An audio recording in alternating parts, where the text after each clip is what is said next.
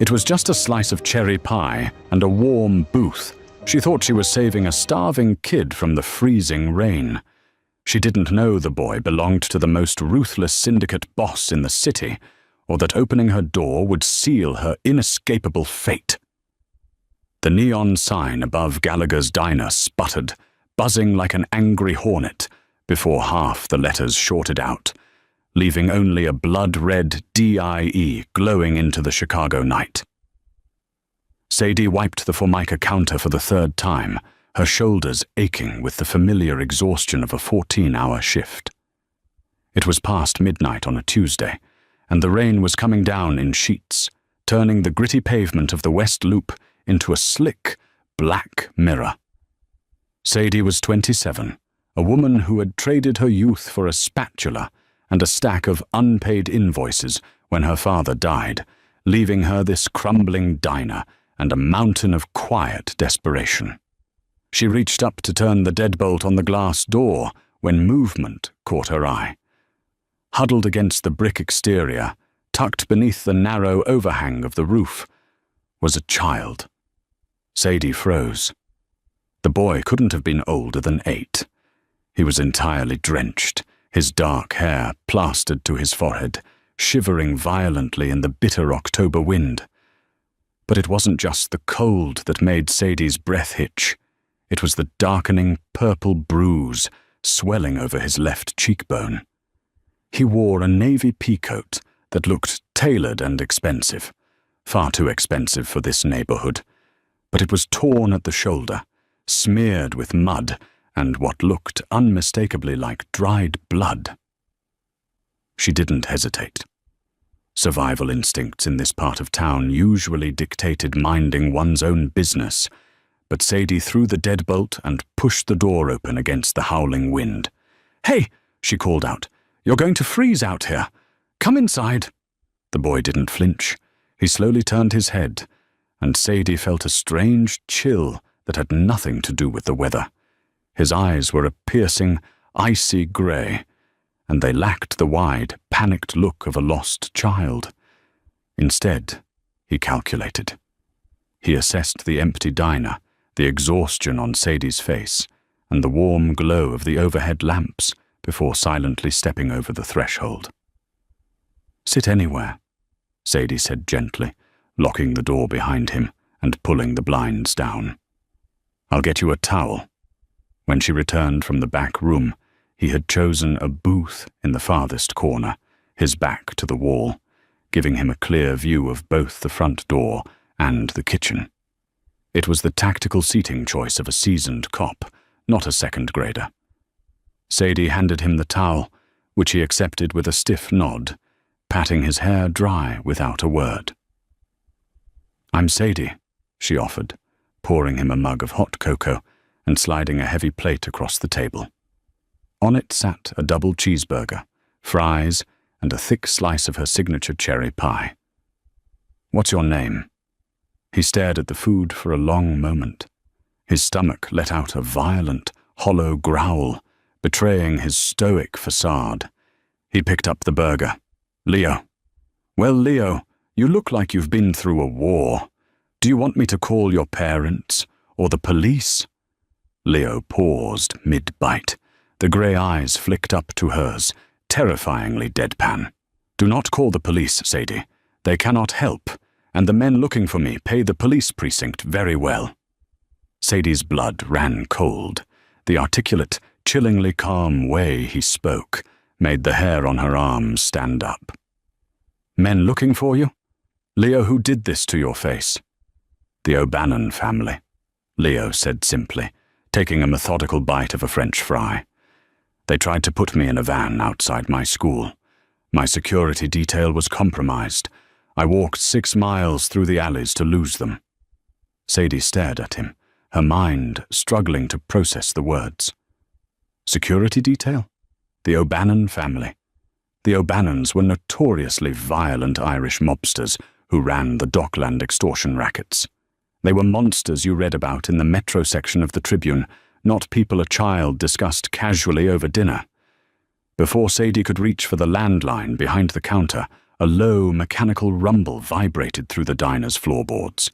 Headlights slashed through the gaps in the blinds, blindingly bright.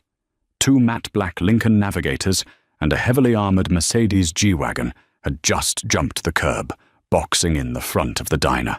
Panic seized Sadie's chest. She grabbed Leo's arm. "Get to the kitchen. Hide in the walk-in freezer now." Leo didn't move. He wiped his mouth with a paper napkin, his posture relaxing for the first time since he walked in. "It's okay," the boy said quietly. "He found me." Heavy car doors slammed shut in unison. The silhouettes of at least a half-dozen massive men moved toward the diner. Sadie backed away, her heart hammering against her ribs like a trapped bird. A heavy fist pounded once on the glass.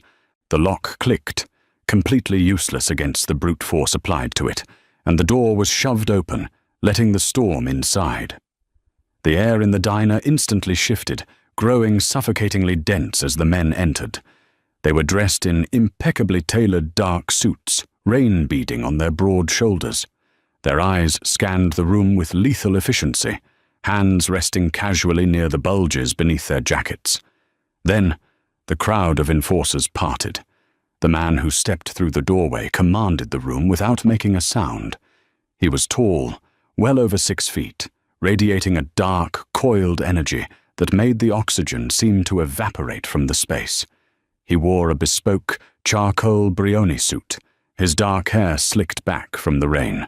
His jawline looked carved from granite, but it was his eyes that stole Sadie's breath. They were the exact same icy, piercing grey as the boy's. This was Roman Costa. Even Sadie, who tried to keep her head down and her nose out of the city's underworld, knew that name. Roman Costa was the undisputed king of the Italian syndicate in the Midwest. He owned politicians, judges, and practically the entire skyline. A whisper of his name in the streets was enough to stop a bar fight, and he was standing in her diner. Roman's gaze locked onto the boy sitting in the corner booth. A flicker of something raw and intensely vulnerable cracked the man's terrifying facade, but it was gone in a fraction of a second, replaced by cold authority. He strode across the linoleum. "Leo." "Father," the boy replied, slipping out of the booth. Roman dropped to one knee, ignoring the grime on the floor, and gripped his son's shoulders. His eyes darted over the bruise on Leo's cheek, the torn coat, and finally, the half-eaten cherry pie on the table. When Roman stood back up, his attention shifted to Sadie. The sheer intensity of his stare made her want to shrink into the floorboards, but she stubbornly locked her knees, refusing to cower. "You took him in." Roman's voice was a low, resonant baritone that vibrated through the quiet room. It wasn't a question. "He was freezing," Sadie managed to say, her voice miraculously steady despite the tremor in her hands. "And hungry." Roman's right-hand man, a scarred enforcer named Dante, stepped forward, eyeing Sadie with deep suspicion. "She could have tipped them off, boss. O'Bannon's men lost his trail 2 miles from here. It's too convenient." Roman held up a single, gloved finger. Dante instantly fell silent and stepped back. Roman slowly approached the counter where Sadie stood. He pulled a silver money clip from his breast pocket, the wad of cash thick with $100 bills. He peeled off 500s and laid them flat on the counter. "For the meal," Roman said softly. "And your discretion." Sadie looked at the money, then at the blood on Leo's coat. The idea of taking Mafia money, blood money, made her stomach churn. Her father had always told her, "You take a dime from those people. They own your soul." She reached out and pushed the bills back across the counter. "A double cheeseburger and pie is $6.50, Sadie said, lifting her chin. "I don't want your tip." The diner went dead silent. Dante tensed, his hand dropping toward his waistband. No one told Roman Costa no. No one disrespected his money. Roman stared at the pushed-back cash, then up at Sadie. For a long, tense moment, the silence stretched, thick and dangerous. Then, the corner of Roman's mouth twitched upward in a barely imperceptible smirk. It was a look of genuine, unfiltered amusement. He slid the hundreds back into his pocket. Reaching into his trousers, he pulled out a $5 bill, a 1, and dug exactly 2 quarters out of his palm, placing them precisely on the counter. $6.50, Roman murmured, his voice dropping an octave, meant only for her. I am in your debt, Miss Gallagher. Sadie Gallagher. Sadie. He tasted the name, his grey eyes darkening. A word of advice. Bravery in this city usually gets people killed. Lock your doors. He turned on his heel. Let's go, Leo. The men filed out as quickly and silently as they had arrived. The engines roared to life, tires hissing against the wet pavement as the convoy vanished into the storm, leaving Sadie standing alone in the quiet diner, her heart hammering wildly. She thought she would never see them again. She thought she had dodged a bullet. She was wrong. A week later, the lunch rush had ended, leaving Sadie alone to clean up. The diner door jingled, and in walked Mickey Sullivan, a mid-level loan shark with gold teeth and a reputation for breaking fingers. He wasn't alone. 3 of his heavy-set muscle men trailed behind him, locking the diner door and flipping the open sign to closed. Sadie, sweetheart, Mickey sneered, dragging a bat along the edge of the counter, knocking over a stack of porcelain mugs. They shattered loudly against the floor. Your old man left this world owing me 20 grand. You've been dodging my calls. I don't have it, Mickey, Sadie said, backing toward the kitchen, her hand blindly searching behind the counter for the panic button. I told you, I need another month to get the loan approved by the bank. I ain't a bank, sweetheart. Mickey laughed, signaling his men. Start smashing the grills. We'll take it out of the equipment. One of the men grabbed Sadie by the hair, throwing her hard against the cash register. She cried out in pain, clutching her side as Mickey raised the baseball bat to smash the display case. Before the bat could swing, the front window of the diner exploded inward in a shower of shattered glass. A black SUV had intentionally rammed halfway through the brick storefront. Through the settling dust and debris, doors opened. Dante stepped through the wreckage, an unlit cigarette in his mouth, flanked by 4 Costa enforcers carrying suppressed weapons. Mickey dropped the bat, his face draining of all color. Dante? Hey, man. We didn't know this was Costa territory. We're just collecting a legal debt. Dante didn't say a word. He stepped up to the man who had thrown Sadie and drove the butt of his pistol into the man's jaw with a sickening crunch. The thug collapsed instantly. Mickey's other men raised their hands, trembling, dropping to their knees before a single shot was fired. Dante walked over to Mickey, grabbed him by the throat, and slammed him against the wall. Mr. Costa doesn't like it when people touch what belongs to him, Mickey. Sadie, trembling and clutching her bruised ribs, stared in absolute shock. I don't belong to him, Sadie gasped out. Dante turned to her, straightening his suit jacket. He dropped a heavy sealed envelope onto the counter. Your father's debt is paid. The bank mortgage on this building is paid. You answer to one man now, Miss Gallagher. Mr. Costa would like you to join him for dinner tonight. Wear something nice. Sadie realized with a cold, sinking dread that Roman Costa hadn't just paid for a cheeseburger. He had bought her life. A matte black Maybach S680 idled at the curb outside Sadie's apartment just before 7. Dante stood by the open rear door, his expression unreadable. Sadie climbed inside, her stomach twisting into a tight knot. She wore the only formal dress she owned, a simple midnight blue sheath she usually reserved for funerals and bank meetings. The drive took them north, far away from the grit of the West Loop, winding through the heavily wooded, opulent enclaves of Winnetka. They pulled up to massive wrought-iron gates that swung open silently, revealing a sprawling limestone estate that looked more like a fortress than a home. Armed guards patrolled the perimeter with Belgian Malinois dogs, their silhouettes dark against the manicured lawns. Sadie was escorted through a cavernous marble foyer and into a mahogany-paneled study that smelled of old paper, expensive bourbon, and leather. Roman Costa stood by a floor-to-ceiling window overlooking Lake Michigan, pouring amber liquid into a crystal tumbler from a Macallan decanter. He wore a tailored black dress shirt, the sleeves rolled up to reveal a sprawling tapestry of dark ink crawling up his forearms. "You look beautiful, Sadie," Roman said, turning to face her. His voice was a low rumble that sent an involuntary shiver down her spine. "Sit." Sadie remained standing near the door, her hands clutched tightly at her sides. "I didn't ask you to pay off Mickey Sullivan.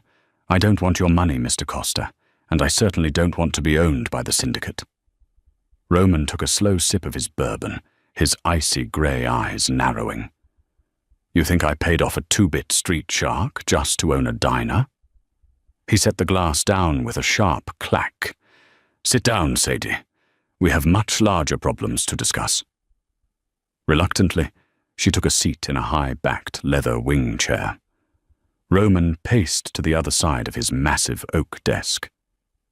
"My son has not spoken a word since his mother died 3 years ago," Roman stated flatly, the raw pain in his eyes contradicting his cold tone.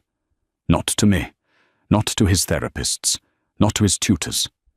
Yet he walked into your diner and told you his name, who was chasing him, and ate a meal you prepared." Sadie blinked, stunned. He was completely articulate. "He told me the O'Bannons were after him." "Exactly," Roman said, leaning heavily against the desk. "And that brings me to my second point. Did you ever wonder why Liam O'Bannon's men lost Leo's trail exactly 2 blocks from Gallagher's diner? Or why Leo ran in that specific direction? Because it was raining. He just needed shelter." Roman shook his head slowly. He pulled a thick manila folder from his drawer and tossed it onto the coffee table in front of her. "Open it." Inside were bank statements, property deeds, and grainy surveillance photos. Sadie stared in horror at a photograph of her late father shaking hands with Liam O'Bannon in a dark alleyway behind the diner. "Your father wasn't just in debt to Mickey Sullivan, Sadie," Roman explained, his voice softening slightly as he watched her world crumble. "Mickey was a front. Your father was laundering money for the O'Bannon cartel through the diner's supply accounts. He owed them nearly $2 million when his heart gave out. The diner is sitting on top of an old Prohibition-era smuggling tunnel that connects straight to the shipping yards. The O'Bannons have been using it to move weapons right under my nose." Sadie felt the blood drain from her face. Her sweet, overworked father, a cartel launderer. The realization hit her like a physical blow. No, he wouldn't. He just made pie. He was just a cook. He was a desperate man trying to keep his business afloat, Roman corrected gently. But the O'Bannons don't forgive debts. They were going to use Leo as leverage against me to secure control of the entire West Loop. And when they realized Leo had sought refuge in a building, they technically control through your father's debt. They realized they could kill 2 birds with 1 stone. Before Sadie could process the magnitude of the danger she was in, the heavy oak doors of the study burst open. Dante stormed in, his suit jacket off, an MP5 submachine gun strapped across his chest. "Boss," Dante barked, his face grim.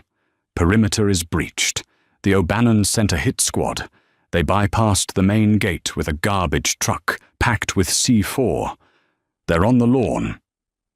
A deafening explosion rocked the estate, shattering the reinforced glass of the study windows. Roman threw himself across the room, tackling Sadie to the floor, just as a hail of bullets shredded the leather chair she had been sitting in seconds before. "Where is Leo?" Roman roared over the deafening sound of automatic gunfire tearing through the estate. Plaster dusted down from the ceiling like snow as Roman shielded Sadie with his own body. "Safe room in the basement with the nannies," Dante yelled back, returning fire through the shattered window. "But they're swarming the West Wing. We're outnumbered, boss." Roman pulled a Glock 19 from his waistband, his face a mask of absolute, terrifying fury. He looked down at Sadie, his grey eyes locking onto hers. "Do not leave my sight. Do you understand?" Sadie nodded, her heart hammering wildly against her ribs. In that moment of sheer chaos, looking at the ruthless mob boss who was risking his life to shield a waitress, something shifted inside her. She wasn't just a victim caught in the crossfire anymore. Her father had built those smuggling tunnels. She knew every inch of the basement blueprints. "Roman," Sadie shouted, gripping his arm. "The blueprint's in my father's office. The tunnel under the diner. It connects to the city's old storm drain system. If the O'Bannons are using it, they have to have an access point near the Wacker Drive outflow. You can flank them." Roman's eyes widened slightly in realization. It was a tactical advantage no one else knew about.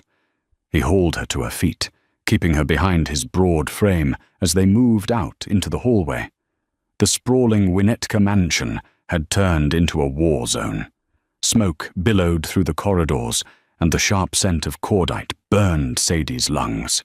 Roman moved with lethal precision, dropping 2 O'Bannon thugs who rounded the corner with ruthless efficiency.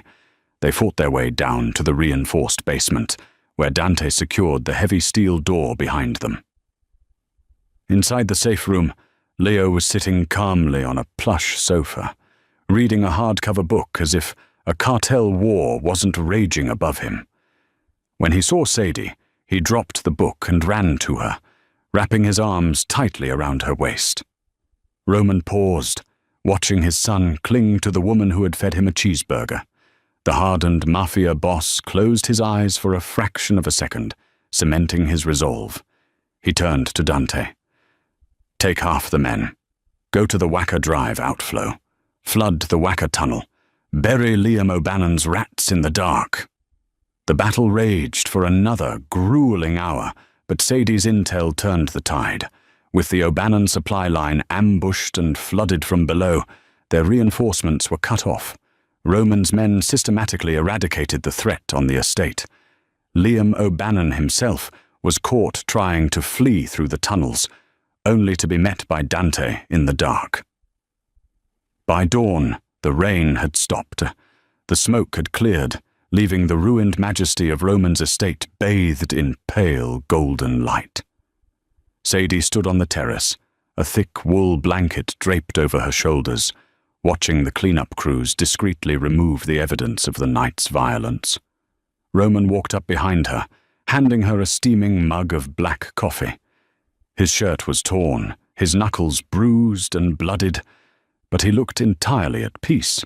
"Liam O'Bannon is no longer a problem for our city," Roman said quietly, standing close enough that she could feel the heat radiating from his body. "And the tunnels under your diner have been sealed with concrete." Sadie looked down at the coffee mug. "So, my debt is settled? I'm free to go?" Roman stepped in front of her, gently tipping her chin up with his knuckle. His grey eyes were intense, stripping away the walls she had built around her heart. "Your debt was settled the moment you let my son in from the cold, Sadie. You are free to do whatever you want." He paused, his thumb brushing a smudge of soot from her cheek. "But I am a selfish man, and I am asking you to stay." Sadie looked toward the glass doors. Leo was standing inside, watching them with a small, hopeful smile.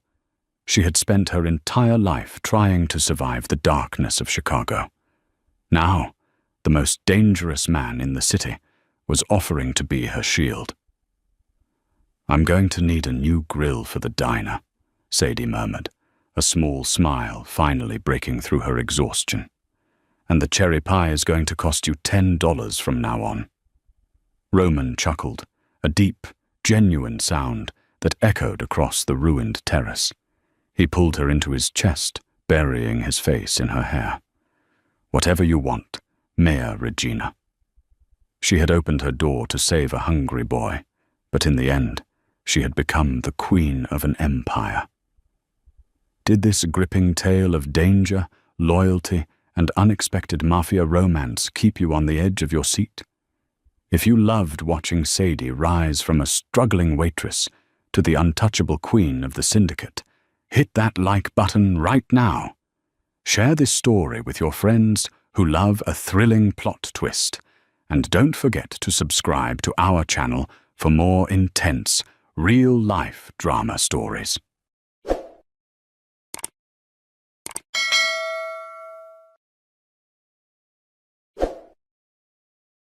The Mot Your Own Flesh and Blood is supposed to protect you.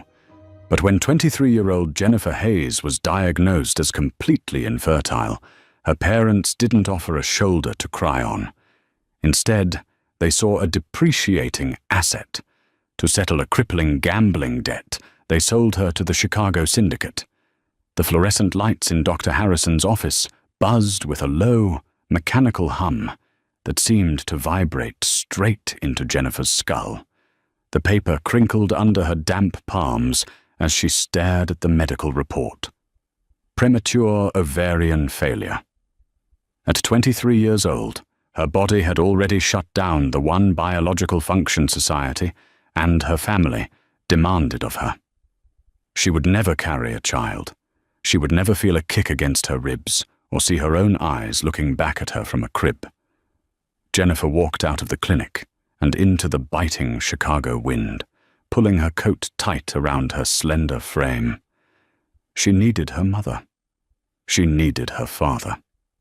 Despite their flaws, despite the coldness that had defined her childhood, she desperately hoped that this devastating news would bridge the gap between them. She took the train back to the fading suburban home in Oak Park, where Richard and Martha Hayes lived. The house, once a symbol of upper-middle-class stability, now smelled of stale bourbon and mounting desperation. Richard's gambling addiction had quietly devoured their savings, their equity, and their souls. When Jennifer stepped into the dimly lit kitchen, her parents were whispering furiously over a stack of red-stamped envelopes. "Mom! Dad!" Jennifer's voice broke. Tears finally spilled over her lashes. "I just came from the doctor. It's bad news." Martha looked up, her expression tightening. Not with maternal concern, but with a sharp, calculating dread. "What do you mean, bad news? You're supposed to meet with the Donahue family next week. If you're sick, Jennifer, I swear." "I'm not sick," Jennifer sobbed, sliding the medical file onto the kitchen island. "I'm barren. My ovaries failed. I can never have children." Silence descended on the kitchen, heavy and suffocating. Jennifer waited for the embrace, the words of comfort. Instead, Richard Hayes turned a sickly shade of grey. He slammed his fist onto the marble counter, so hard a coffee mug shattered on the floor. "You stupid, useless girl!" Richard roared, his face contorting with rage. "Do you have any idea what you've just done?" Jennifer recoiled, her heart shattering. "Dad, I didn't choose this." "We promised you to Liam Donahue," Martha shrieked, her perfectly manicured hands pulling at her hair. "He's paying off the $2 million we owe to the outfit. He explicitly wanted a young bride to give him 4 sons. Without a working womb, you're worthless to him." Before Jennifer could process the horrific reality that she had been promised to a 40-year-old mob affiliate to settle a debt, the sound of heavy tires crunching on the gravel driveway froze the blood in their veins. Car doors slammed. Heavy footsteps echoed on the porch. The front door was kicked open, splintering the wood. 3 men in immaculate dark suits stepped into the house. Leading them was Kevin Mercer, a notoriously brutal enforcer for the Chicago syndicate. His cold, dead eyes swept the room, landing on Richard. "Time's up, Richard," Kevin said, his voice a gravelly whisper that commanded absolute silence. "The boss wants his money, or he wants his collateral." "Kevin, please, we had a deal with Donahue," Richard stammered, backing away until he hit the refrigerator. "The girl was the payment." Kevin stepped forward, his gaze shifting to Jennifer. He looked her up and down like a piece of livestock at a county fair. "Donahue called off the deal 10 minutes ago. Said he got a tip from a nurse at Northwestern Memorial. Says your girl is damaged goods, a broken machine. The syndicate doesn't take defective collateral, Richard." "Take her anyway," Martha pleaded, grabbing Jennifer by the arm and shoving her violently toward Kevin. "She can cook, she can clean. Put her in one of your clubs. Just take her and clear the debt." Jennifer stumbled, gasping in horror. Her own mother was trying to sell her to a brothel to save her own skin. Kevin chuckled darkly. "She's pretty enough, sure. But $2.5 million? That's prime real estate money, Martha. Not parlor girl money. Still, the boss will decide what to do with her. Grab the girl." 2 massive men flanked Jennifer, grabbing her arms with crushing force. She screamed, thrashing wildly, pleading with her parents. "Dad, Mum, please don't let them take me. Please." Richard looked away, pouring himself a glass of bourbon with shaking hands. Martha adjusted her cardigan, refusing to make eye contact. Jennifer's screams echoed down the quiet suburban street as she was dragged into the back of a blacked-out SUV. She was driven to the underground parking garage of the Continental Hotel, a known neutral ground for the city's criminal elite. Dragged through a private elevator, she was thrown into a lavish, smoke-filled penthouse. The room was filled with terrifying men, smoking cigars and drinking dark liquor. She was pushed into the center of the room, shivering, terrified, and utterly alone. Kevin tossed her medical file onto a mahogany table. The Hayes girl owed $2.5 million. Problem is, she's barren. Useless for breeding. Useless for building alliances. Bidding starts at $500,000 for the clubs. Jennifer closed her eyes, preparing for her life to end. She was nothing but a broken vessel, sold by the people who were supposed to love her, about to be bought by monsters. "I'll take her. The debt is cleared." The voice cut through the murmurs of the room like a frozen blade. It wasn't loud, but it carried an authority so absolute that every man in the penthouse immediately fell silent. The clinking of glasses stopped. The air grew impossibly thick. Jennifer opened her eyes and looked toward the back of the room. Sitting in a high-backed leather wing chair, partially obscured by the shadows, was Lucien Russo. Even Jennifer, who had been kept in the dark about her parents' criminal ties, knew the name. Lucien Russo was the head of the ruling family in Chicago. At 38, he was a ruthless, calculating kingpin who had unified the warring factions of the city with an iron fist. He was notoriously solitary, having lost his wife in a horrific car bombing 5 years prior. Lucien stood up, stepping into the dim light. He was impossibly tall, broad-shouldered, and dressed in a bespoke charcoal suit.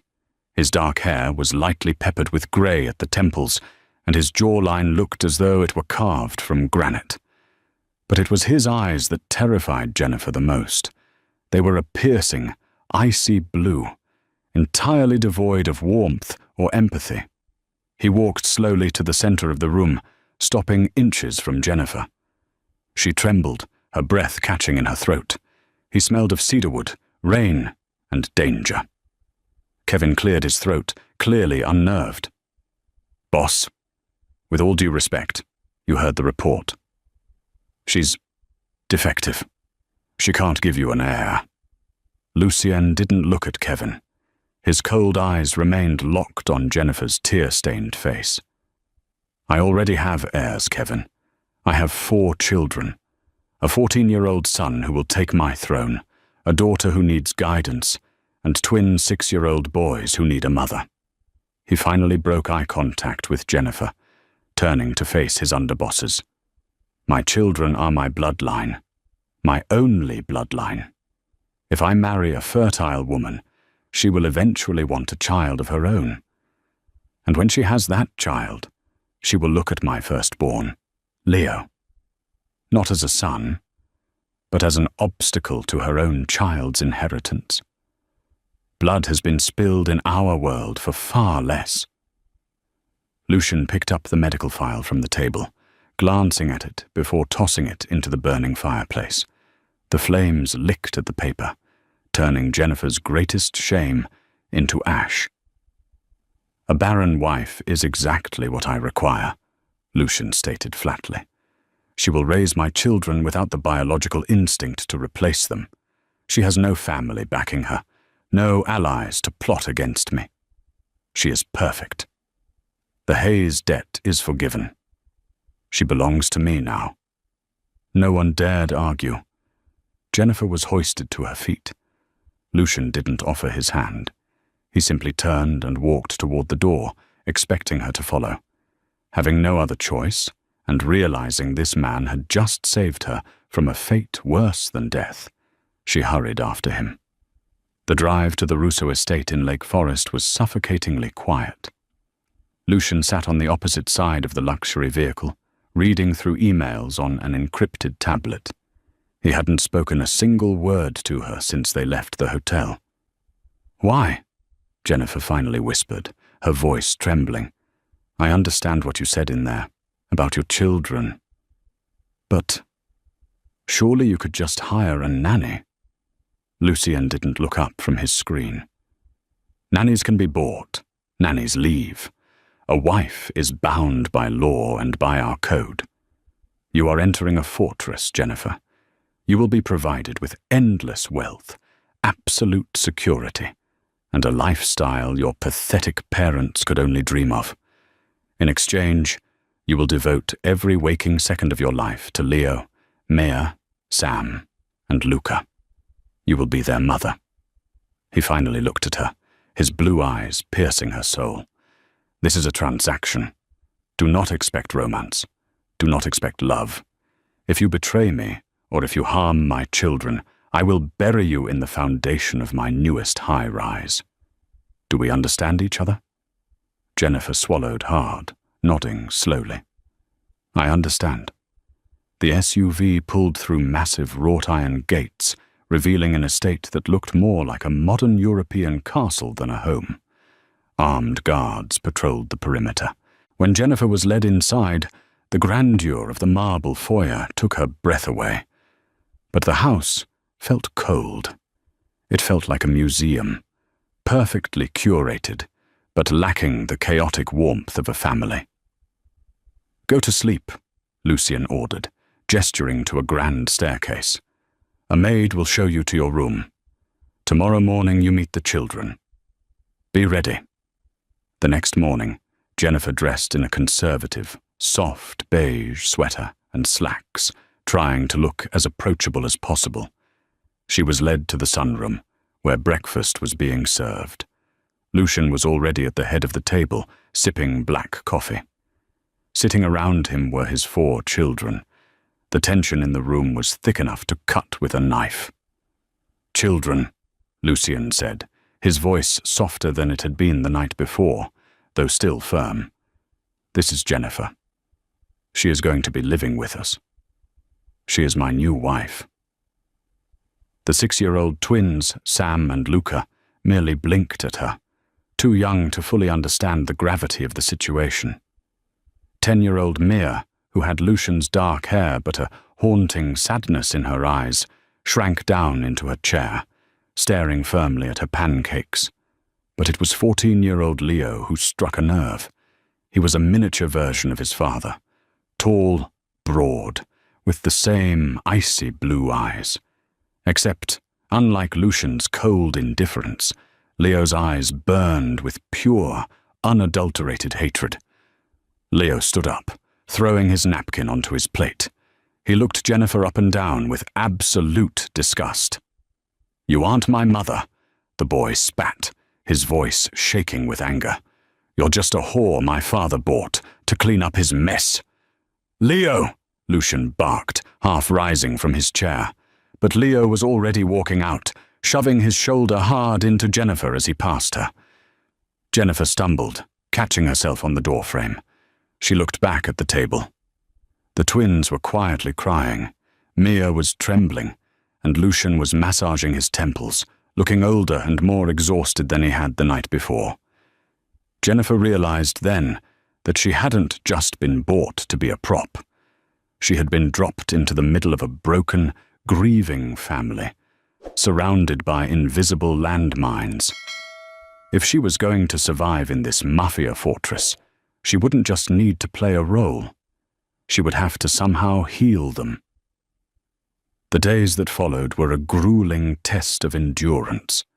Jennifer was a ghost in the massive Russo estate, a woman tolerated but entirely unloved. The twins, Sam and Luca, were the easiest to win over. They simply craved a gentle touch and someone to read them bedtime stories. Mia was harder, locked away in her grief, but she slowly began to linger in the kitchen when Jennifer baked, drawn to the warmth that had been absent since her biological mother's violent death. But Leo was a wall of ice. He skipped dinners, vandalized the garden, and went out of his way to make Jennifer's life miserable. He saw her as a usurper, a gold digger who had capitalized on his father's desperation. One rainy Tuesday evening, Jennifer found Leo in his father's expansive mahogany library, tearing through a delicate antique copy of a first-edition novel. He was intentionally destroying it, his jaw set in angry defiance. Jennifer stepped into the room, her voice calm but unyielding. "Put the book down, Leo," he sneered, tossing the ripped pages onto the Persian rug. "Or what? You'll tell my father? Go ahead. He doesn't care about you.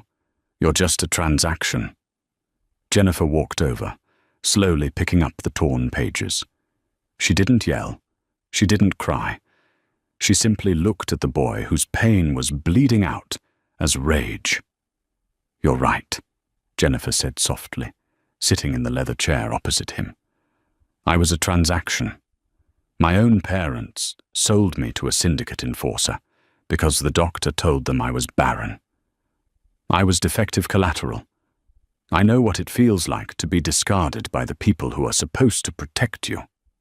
Leo's sneer faltered, a flicker of genuine shock crossing his features. He had assumed she was a willing participant, a woman hungry for mob money. Jennifer looked out the rain-slicked window. "When I was young, my grandmother used to read me the story of Joseph from the scriptures. He was sold into slavery by his own brothers for 20 pieces of silver. They meant it to destroy him, but God used that exact betrayal to position Joseph to save a nation from starvation." She turned her gaze back to Leo. "What my parents did to me, they intended for evil. But perhaps I was placed in this house for a reason. Not to replace your mother, Leo. Never that. But to stand in the gap so you don't have to carry the weight of this family alone." For the first time, Leo didn't have a sharp retort. He looked down at his hands, the fight draining from his shoulders. Before another word could be spoken, the heavy oak doors of the library slammed open. Lucian strode in, his face a mask of absolute fury. Kevin was right behind him, his suit soaked with rain and spotted with dark, ominous stains. "Lock down the estate," Lucian barked to his security detail through an earpiece. He looked at Jennifer and Leo. "Get the younger children. Go to the reinforced wing. Now." "What's happening?"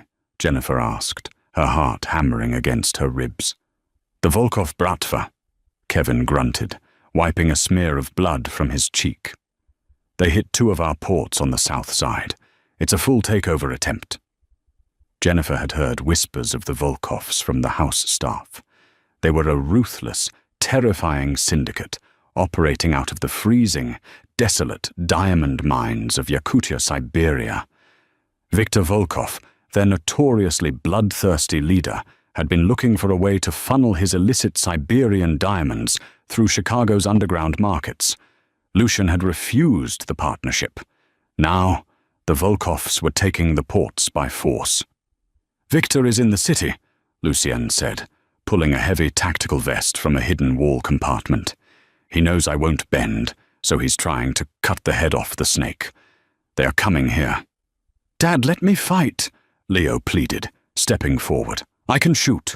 "You will protect your brother and sister," Lucien roared, his voice shaking the glass in the windows. He turned to Jennifer, his icy blue eyes locking onto hers. For the first time, there was a flicker of something resembling fear in his gaze, not for himself, but for his bloodline. Lucian pressed a cold, heavy Glock into Jennifer's trembling hands. "The safe room is behind the wine cellar. The biometric lock only responds to my blood and Leo's. If the perimeter falls, you lock yourselves in. You do not open that door for anyone but me. If someone else tries to enter..." He glanced at the gun. Jennifer gripped the weapon. She was a woman who had never harmed a fly.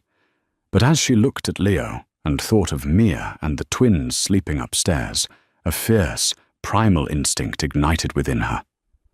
The Barren woman had finally found her cubs. "I won't let them touch your children, Lucian," Jennifer vowed, her voice steady. Lucian stared at her for a fraction of a second, an unspoken reverence passing between them. Then the first explosion rocked the front gates. The ground shook as the heavy iron gates of the Russo estate were blown off their hinges.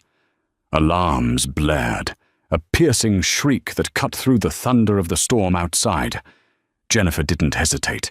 She grabbed Leo by the arm. "Get Mia. I'll get the twins. We meet at the cellar stairs in 60 seconds. Go!" Chaos erupted as automatic gunfire echoed from the front lawn. Jennifer sprinted down the hall, bursting into the twins' room. Sam and Luca were awake, crying in the dark. She scooped one under each arm, ignoring the burning in her muscles, and ran toward the back staircase. She met Leo and Mia at the cellar doors. The air was thick with the smell of cordite and smoke. Above them, the sounds of shouting and breaking glass indicated that Volkov's men had breached the first floor. "Open it, Leo," Jennifer urged, her hand trembling on the Glock as she aimed it back up the stairs. Leo pressed his thumb to the biometric scanner. The heavy steel door hissed open. Jennifer shoved the children inside the dimly lit, reinforced bunker. But as she stepped in, the heavy thud of combat boots echoed on the wooden stairs above them. Well, look what we have here." A thick, heavily accented voice sneered from the shadows. Jennifer spun around. Standing on the landing was a massive man in a tactical jacket, a cruel smile revealing gold-capped teeth. It wasn't Viktor Volkov, but one of his Siberian lieutenants, his face scarred from the freezing winds of Yakutia. He raised his weapon toward Leo. Jennifer didn't think. She didn't breathe.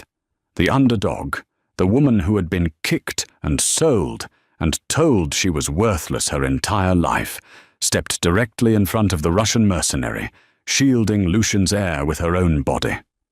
She raised the Glock, closed her eyes, and pulled the trigger. The sound was deafening in the enclosed space. The recoil snapped her wrists back, sending her crashing into the steel doorframe. When she opened her eyes, the mercenary was tumbling down the stairs, neutralized. Leo stared at Jennifer, his eyes wide with absolute shock.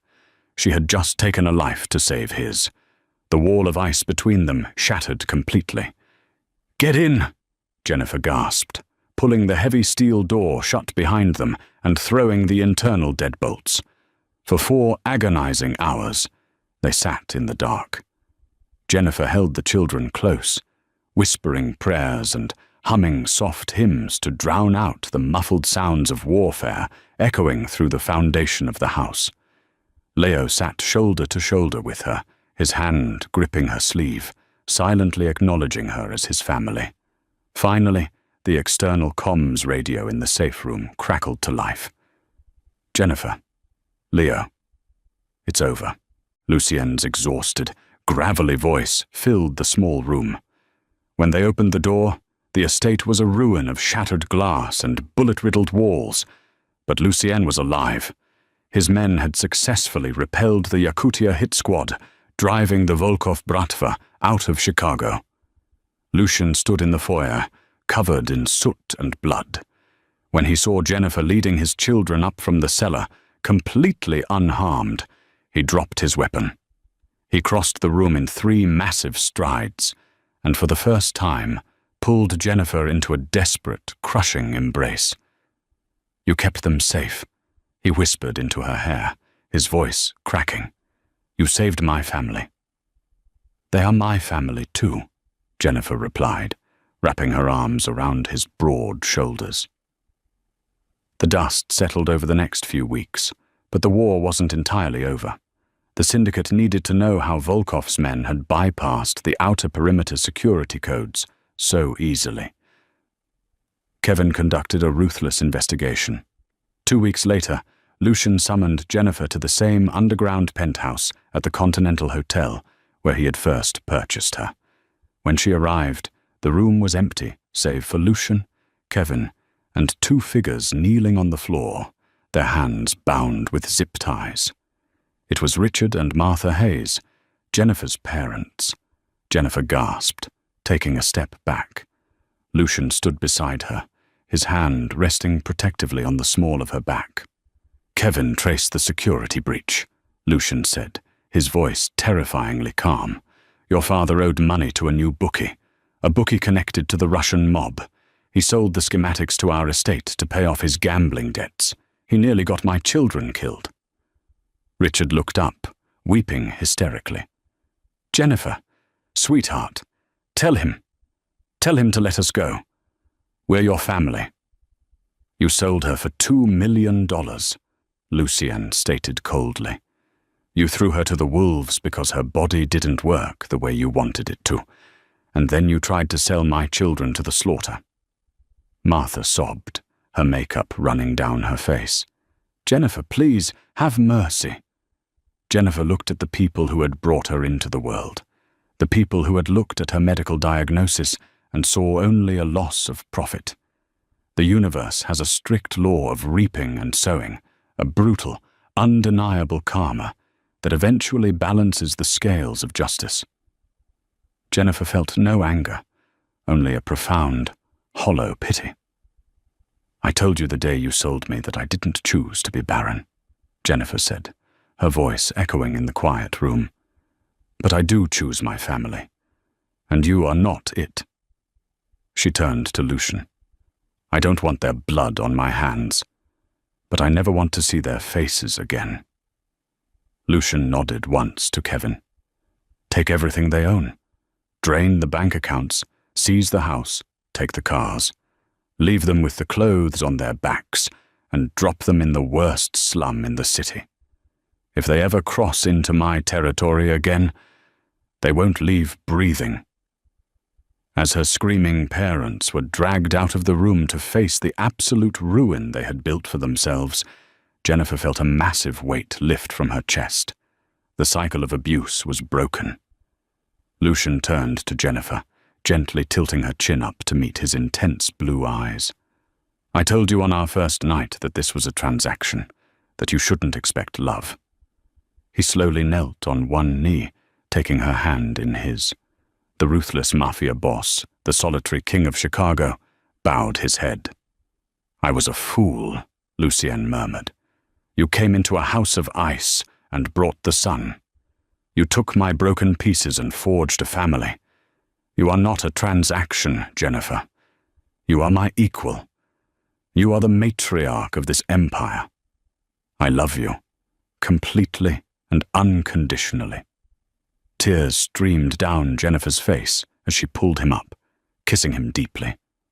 Against all odds, the woman deemed entirely worthless by her bloodline had inherited the earth. She didn't need a working womb to be a mother, and she didn't need biological ties to find true love. She had walked through the fire, armed with nothing but unyielding faith and a fiercely protective heart, and emerged as the undisputed queen of the Chicago Syndicate. If you loved this story of brutal karma, ultimate loyalty, and an underdog claiming her rightful throne, make sure to hit that like button. Share this video with someone who loves a dramatic twist, and subscribe to the channel for more incredible, heart-stopping stories every week. Drop a comment below. Did her parents get what they deserved?